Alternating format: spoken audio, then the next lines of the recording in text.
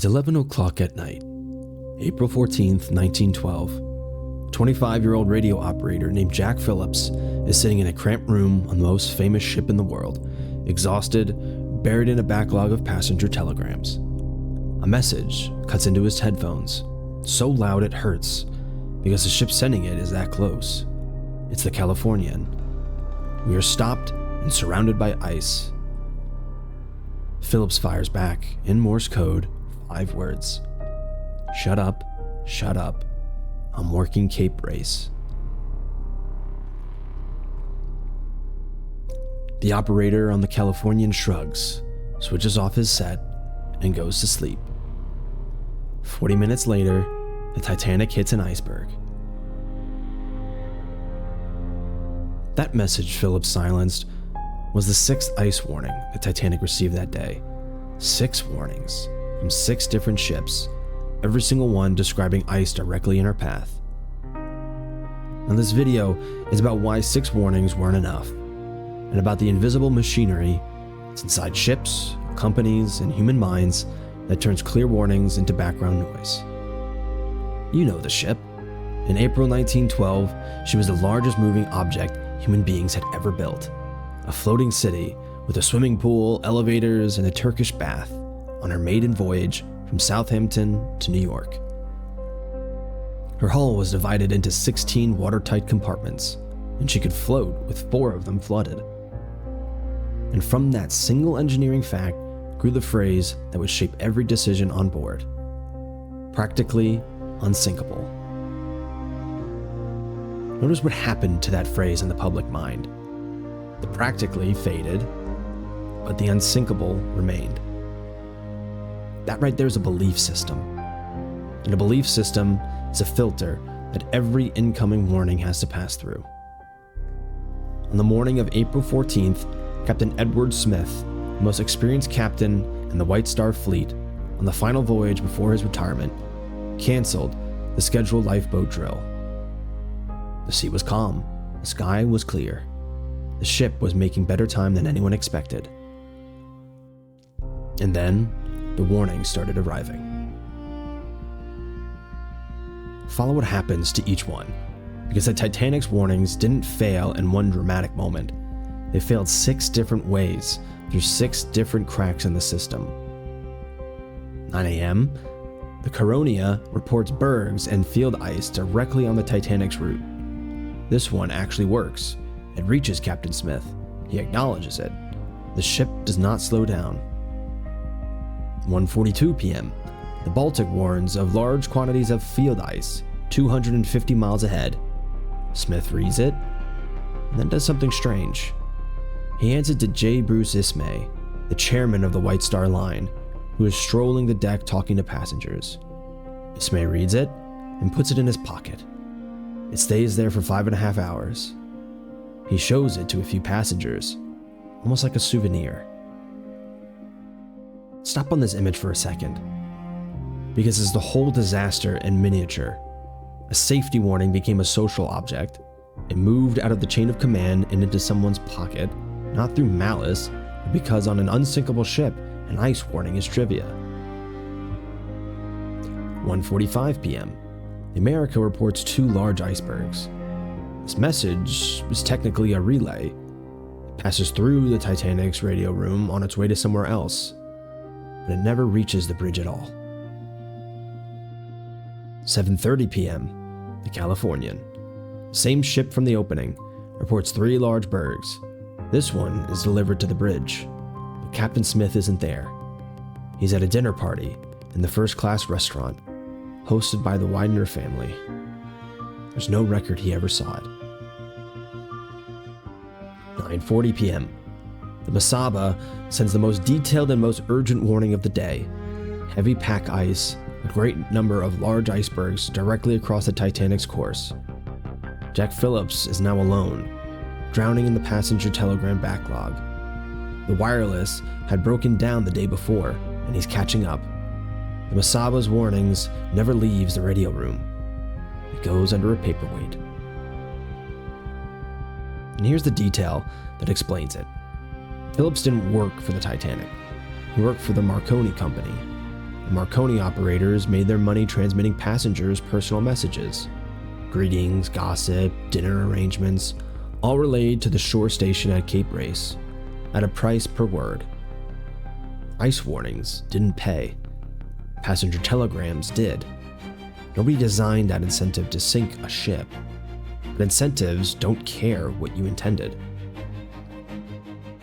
11 p.m., the sixth warning. The Californian again. Now stopped dead for the night, surrounded by ice. So close, her signal blasts into Philip's headphones, and he tells her to shut up. 30 minutes later, the Californian's only radio operator goes to bed and switches off his set. 10 minutes after that, the lookouts see the iceberg. 2 men are in the crow's nest that night, Frederick Fleet and Reginald Lee. They've been told to keep a sharp lookout for ice. They have not been given binoculars. The binoculars exist. They're in a locker. The key to their locker is in the pocket of an officer named David Blair, who was reassigned off ship days before she sailed, and was walking down the gangway in Southampton with the key still in his coat. The night is uniquely dangerous in a way almost no one on board understands. The sea is dead calm. Beautiful, passengers said. But calm water means no waves breaking white against an iceberg's base. There is no moon. The single easiest way to spot a berg at night has been switched off by the weather. The ship is running at 22.5 knots, within a fraction of her top speed.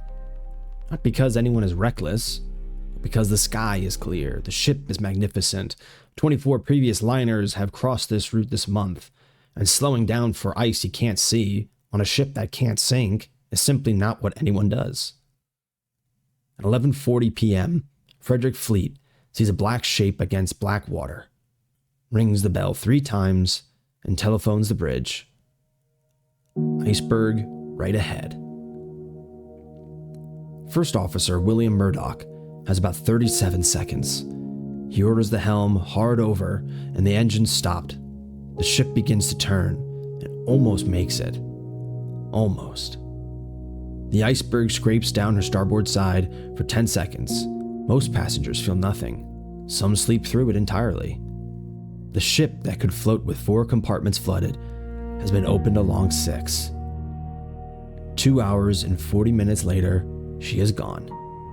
1,500 people go down with her. The regulations were written for ships a quarter of her size. She was, legally, over-equipped. Now step back, because here's the question this channel exists to ask. 6 warnings, 6 failures. Was that terrible luck? Line the 6 up again, and look how each one died. A warning acknowledged and not acted on. A warning in a chairman's pocket. A warning that passed through. A warning delivered to an empty bridge. A warning under a paperweight. A warning told to shut up. 6 different failure modes and 1 shared cause. First, no single person ever saw all 6. The captain saw 2, maybe 3. The bridge officer saw fragments. Phillips saw the ones that came through his headphones in between 200 passenger telegrams. Each individual warning was small enough to dismiss on his own, and no one was assembling the picture. Psychologists call the underlying failure diffusion of responsibility. When handling something is everyone's job in general, it becomes no one's job in particular. The Titanic had no role, none, whose job was to collect ice reports and decide. The information existed. The desk it was supposed to land on did not.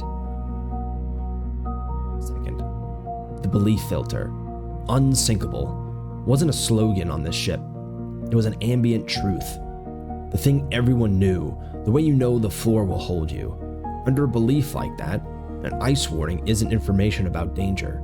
It's information about inconvenience. Every officer who read a warning and carried on wasn't ignoring data. He was processing it through a filter that had already decided what it meant. If you've watched our Challenger video, you already know the third force. The shuttle's O-ring warnings were normalized one successful flight at a time. The Titanic had its own version. Ships crossed these waters through ice season after season, and nothing terrible had happened to a modern liner. Every safe crossing made the ice feel more theoretical. And there's a fourth force here that Challenger didn't have: the incentive structure. Phillips wasn't lazy or stupid. He was doing his actual job brilliantly. It's just that his actual job, the one that paid, the one his employer measured, was passenger telegrams. The system rewarded him for exactly the behavior that killed the ship. When you want to know what an organization truly values, don't read its safety policy. Look at what it pays for. And one more thing, because it's the cruelest one. After the collision, the Titanic's rockets were seen. The Californian, the ship that had been told to shut up, was stopped in the ice perhaps 10 miles away. Close enough that our officers watched the distressed rockets rise and wake their captain to tell them. He told them to keep watching. Her radio operator, the man Phillips had silenced, was asleep, his set switched off. Here's what the Titanic teaches. And it isn't bring more lifeboats. Warnings don't fail loudly. Not one of the 6 was rejected in a dramatic showdown. They were pocketed, relayed, buried, deferred, ignored. Each by a reasonable person doing a reasonable thing inside a system whose belief was already made up. Warning system isn't the messages. It's the desk where the messages meet. Titanic had messages, but she had no desk. And beliefs do the filtering before you ever get a vote. Nobody on that bridge experienced themselves ignoring danger. The word unsinkable had already processed the danger for them, quietly, upstream of awareness. The most important question you can ask inside any confident institution is this: what belief is filtering our warnings before we see them? Within months of the sinking, everything changed. Lifeboats for all, 24-hour radio watch by law, an international ice patrol that still exists today. In the centuries since it was formed, not one life has been lost to an iceberg collision in the waters it monitors. Every one of those rules existed in the warnings that Titanic received before 11:40 p.m. on April 14th. But it took 1,500 deaths to make them audible. Titanic didn't sink because nobody knew the ice was there. She sank because everybody knew. Little, separately, inconveniently, on a ship that had already decided it couldn't happen.